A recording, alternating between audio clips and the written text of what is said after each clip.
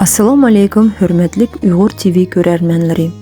Bugun biz sizlarni Amerikadagi Virginia shtatidagi Lorton shahrida yashab kelayotgan Muqaddas Hada bilan tanishtirib o'tgimiz keladi.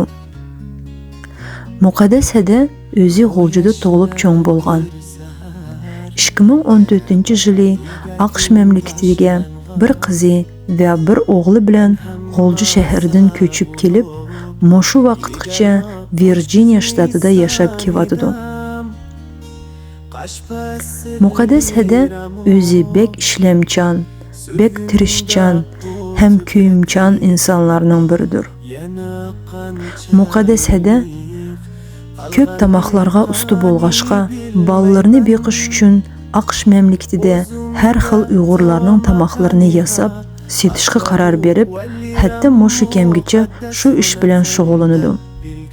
Bo'sh vaqtida Muqaddas Hada Uber taksida ishlaydi.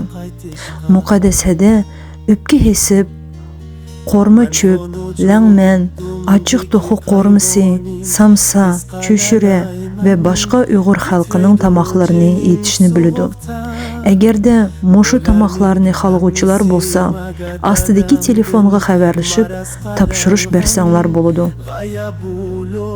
Katkan vonatinik aslimisi qachonki aqlimni asirga alg'anda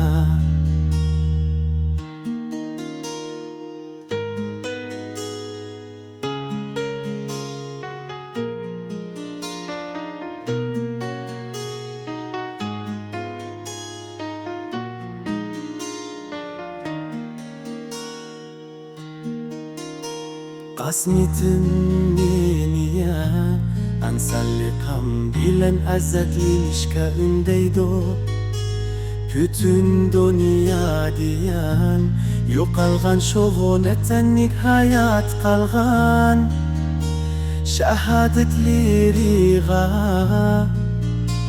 takrar vona takrar bir qatra muhabbat mehri shafqat dilaydi